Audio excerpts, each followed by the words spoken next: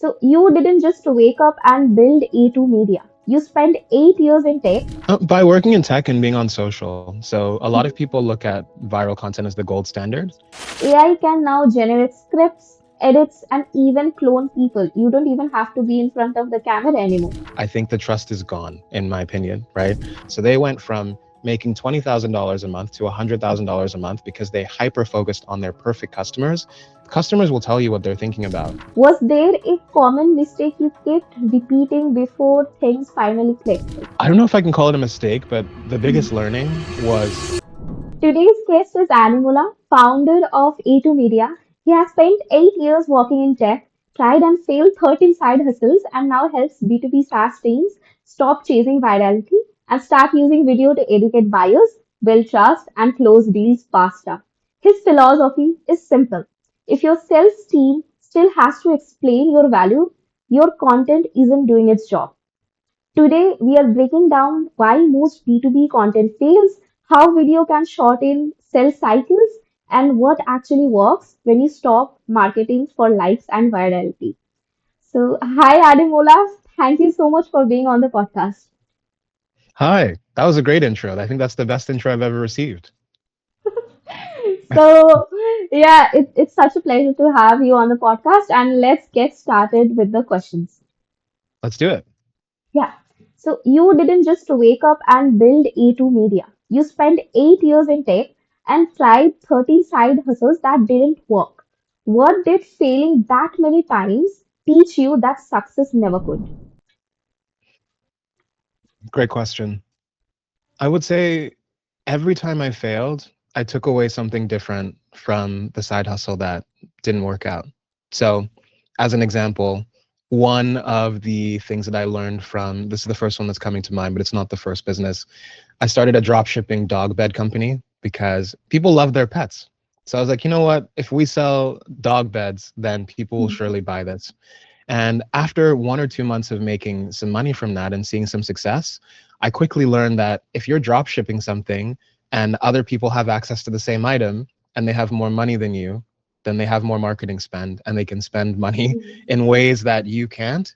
And all of the traffic that you were trying to get to your store then goes to theirs because they're selling the same product. People can't really differentiate, right? So from that, I said to myself, well, if you're going to do drop shipping, then you need to have an exclusive contract with a vendor. That way, no one can come in and take what you're doing, right? And it's just small lessons like that that I wouldn't have realized if I hadn't done the thing. And some of these businesses were small stints.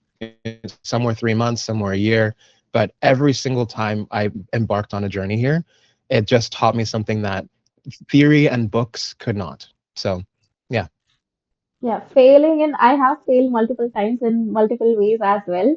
So I could really resonate that failing can actually teach you a lot that success or trying it and having success in the first time could never, right? Right. So Right. yeah, let's go to the second questions.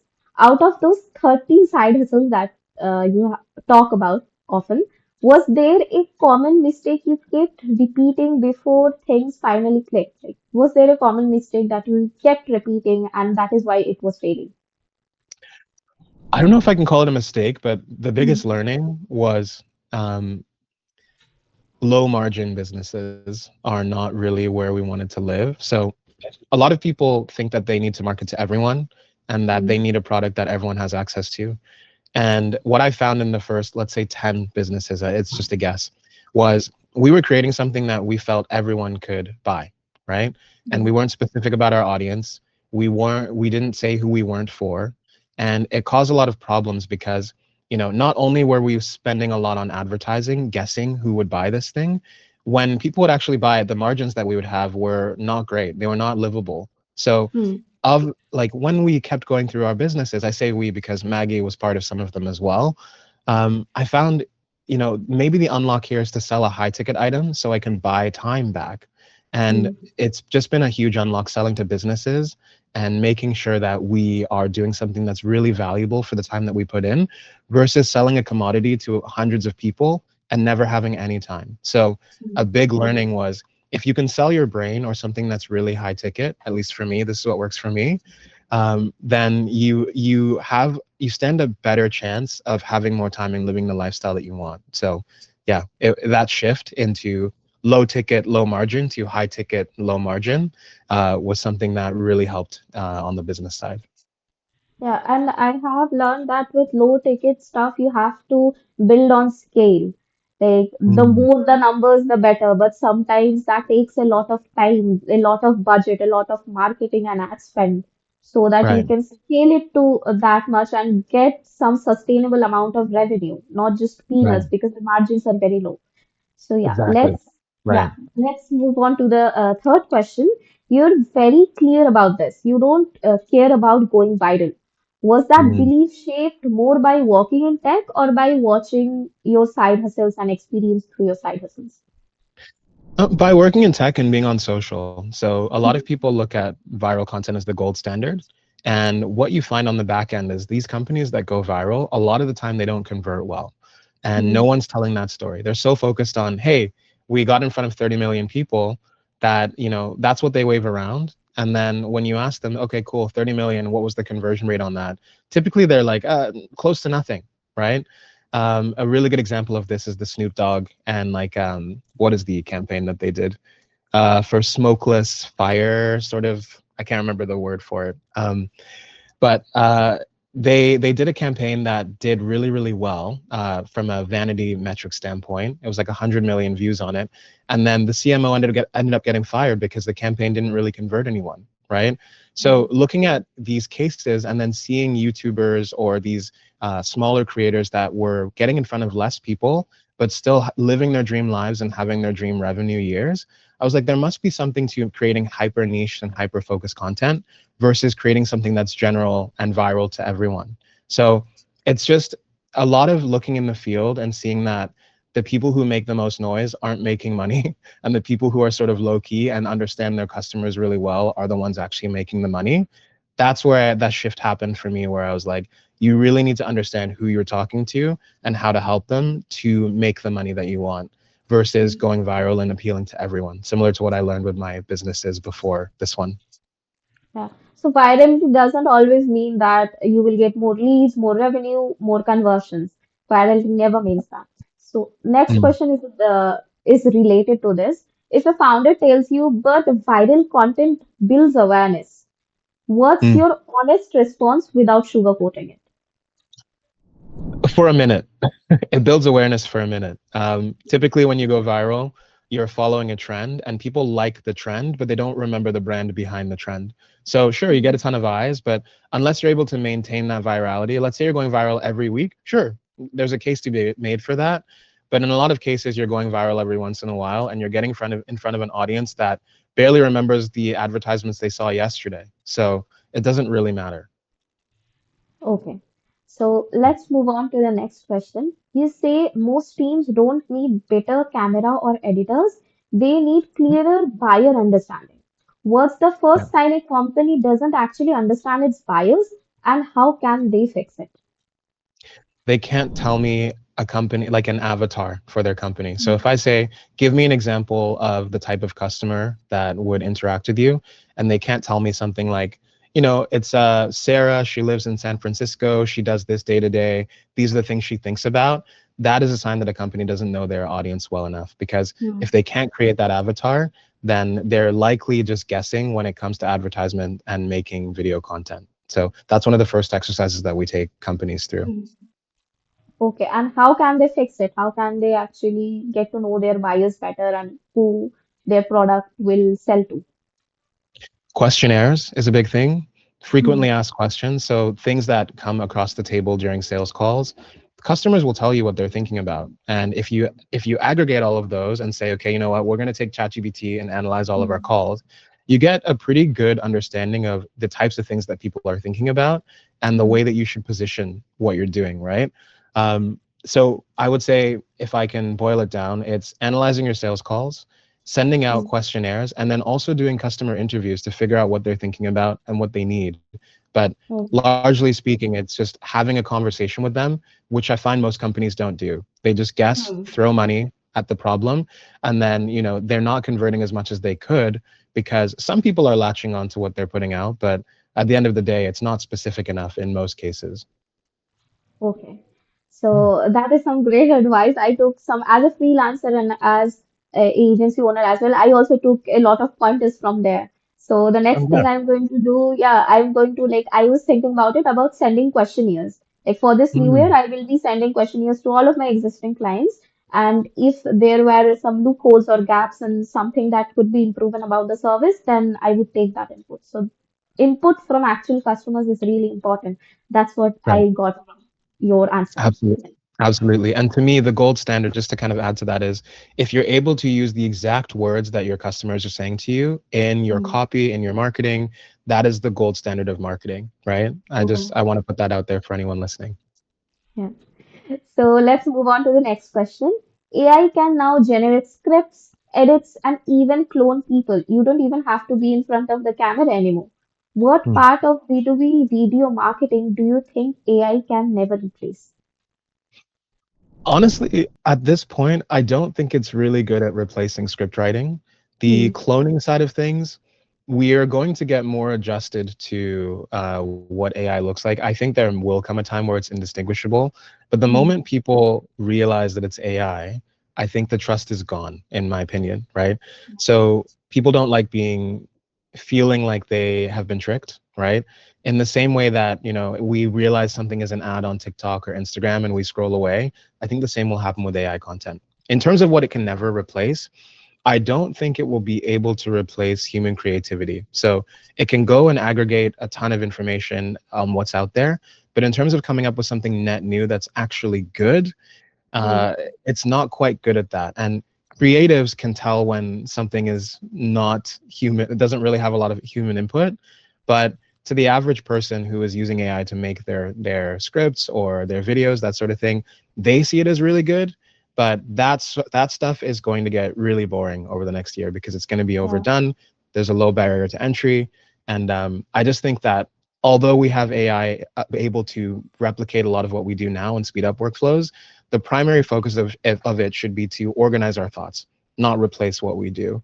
So in some ways, I'm saying I don't think AI can replace most of the creative sort of section, Hmm. or the creative economy.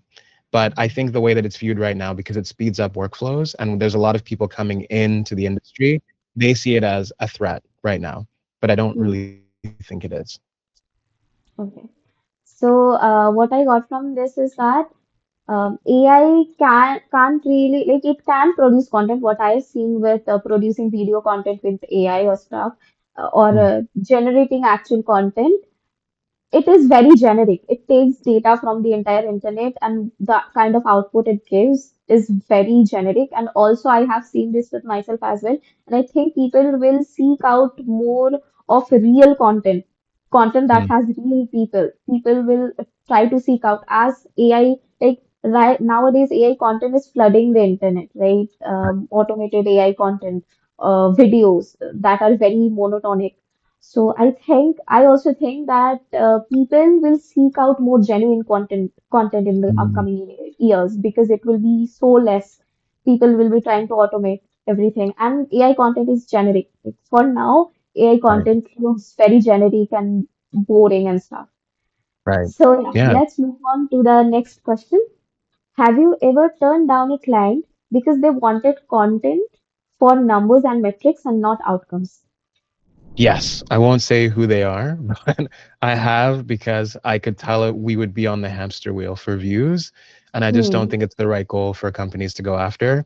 And Hmm. for me, I'm very much a person that takes my team very seriously in the sense that I don't want them burning out on content that's not valuable to either party. So Hmm. it has happened before. In one specific instance that I can think of. In most cases, we're able to change their mind and refocus them to, okay, do you want views or do you want conversion and money? And Hmm. that conversation typically helps. So, Okay. but we have, yeah. I have had a client before that was like chasing numbers and metrics and virality Mm, and this that. Even though we gave them those numbers later on, like doing business is not sustainable when you're just chasing metrics, virality, and numbers all the time. Conversion really right. matters when it comes to content marketing. Okay. Yes, absolutely. So, if you could go back and talk to yourself about your side hustles, to your previous self, what would you tell that version of you about building something sustainable? I would say operate like you're never going to leave the business. So the mindset that I went into my side hustles with is we're going to build this up to a point and sell it. And I Hmm. find you operate a lot differently. You're way more detached if you operate that way. And now that I've sort of convinced myself that A2 Media is forever, I make more long-term decisions. So I would say 5 years ago, if I could go back, I would tell myself, listen, I understand that you're in the experimental phase right now, but try to operate like you're never going to leave this business and make those decisions. And I think I would have seen a few more successes back then if I'd operated that way. Okay. So, next question for B2B founders listening right now, what's the one thing they should fix in their content in the next 30 days? Like the most practical and simplest step you can tell these founders. Make your customer the center of your story and the Hmm. hero. A lot of B2B founders and companies, they say, here's why we're the best, here's what we do, here's how we'll help you. And if they start with, here's who you are as the customer, here are the problems that you go through, and they flip that on its head, they stand a way better chance of keeping people to the end of their video content, their copy, whatever they put out, and also convincing people that they know them well enough to solve the problem that the company solves. So don't focus on yourself, focus on the customer and make them the hero. If you operate that way, you cannot fail. Okay. So, next question. What's a belief about marketing or content you used to defend that you now completely disagree with? That one video can change everything. So it's consistency. It takes time for people to shift their beliefs. Uh, Similar to how if two people who have opposing views in an argument can't just have one conversation and walk away with, oh, okay, well, now we both have an understanding, we've changed our minds. It does take time and exposure for people to get used to you, to get used to your ideas, and you need to commit to being in front of people and meeting them where they're at to eventually change their mind or shift them to becoming a customer of yours. So a belief that I used to have is if you have the perfect video, you can change people's minds, but it's if you have the perfect, if you show up in the perfect way enough times consistently, and by perfect I mean just like um, in the way that your customer needs to hear, giving your customers the information they need to hear at that time. If you do that consistently enough, you can eventually change their mind and you can have them as a customer, but it does take time. It does take more than one video to do that. Yeah. So, like, what I got from this is that virality, like, I have had faced this with my clients as well, that once a video goes viral or touches a certain number, the focus shifts for doing that result, bringing that result again and again and again. So, instead Mm, of chasing, like you said, instead of actually caring about your viewers or your customers, the shift becomes of how can I make the next thing viral as well? exactly. So another way of thinking of it, just if it's helpful for viewers, if you write down everything that your customer needs to believe before Mhm. working with you, and you make content that centers around all of those things, right? For instance, in our case, let's say, one of the things that we have to convince our customers of to work with us is going viral doesn't matter. Or if you Mhm. get 500 views, you can still sell, right? So the same thing. Mhm. Being consistent matters as well. If we make content around these pillars all of the time, at some point in time, someone will say, okay, Ademola and the company have changed the way that I think. We need to Mhm. go this direction. And the people that can help us go this direction is Ademola's team because they were the ones that taught us it in the first place. So a way of summarizing that is if you make content around your customers' beliefs and you stick to that, then at some point in time, they will turn to you as the people that change their mind and they want to work with to basically change their business. And the other thing to consider too is one thing that really changed my mind was learning about a business that committed to solving all of the problems that their customers have in sequence, and their YouTube videos were getting 500 to 1,000 views per video, but they were having record months. So they went from making $20,000 a month to $100,000 a month because they hyper focused on their perfect customers and they continued to answer the questions that their perfect customers had. And that changed everything for them. So they were not focused on going viral at all. And it changed the way that their business operated and how they're doing now. Yeah. So what the one thing I also consider for my content as well, that whenever I'm making videos, I make them as value based and as helpful as possible. Things that my customers or my clients might be struggling with. So Mm, from that, like even though I have less subscribers and not like views in thousands and in millions, they still do convert and they can also act as lead magnets as well. Like right. they can act as lead. I can see share those videos as resources as well, like educational Mm, and resources as well. So right. focusing on video content that is really important. Even though you're not hitting millions of views, they still Mm, convert and they are more effective than going viral. right. Absolutely agree. Yeah.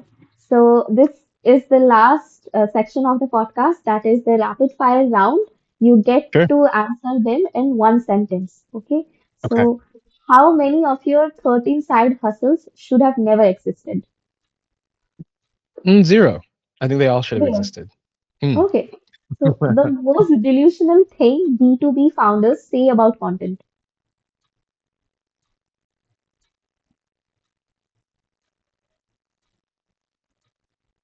I think that one piece of content can change everything. That I'm sticking Oh, by that. Yeah.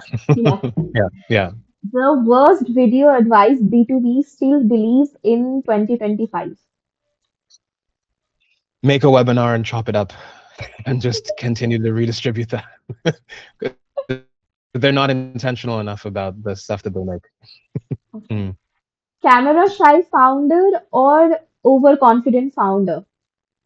Who is Camera harder shy. to fix? Oh, Who is harder oh, to fix? sorry. I thought it Yeah, lagged, so I thought it was. We can cut that, I guess. Do you want to ask the question again, or should we? What do you yeah. think? Yeah. Camera shy founder or overconfident founder? Who's harder to fix? Overconfident founder is harder to fix. Okay, can you please explain that a little bit? Yes. Overconfident founders don't know what their audience is interested in most times, and Mm. they want to talk about what they want to talk about. And it's hard to shift their mindset to, okay, this is the way we need to position things because they have a voice and they want to use it. So their content doesn't perform as well. And then shy founders, it is hard to get them on camera, but once you get them committed once and you can show them the magic of editing and post production, they're usually sold. Okay, so that is the end of the rapid fire round as well, and the end of the podcast. Thank you so much for being on the podcast, and I learned a lot from this, and I'm pretty sure that every viewer is going to get some amount of value from this podcast. So Oh, yeah, I'm so thank you glad. so much. Yeah, Thank thank you you so much. so yeah, thank you so much for actually taking out the time as well because I know you're very busy and I No hope you problem. also enjoyed this process as well.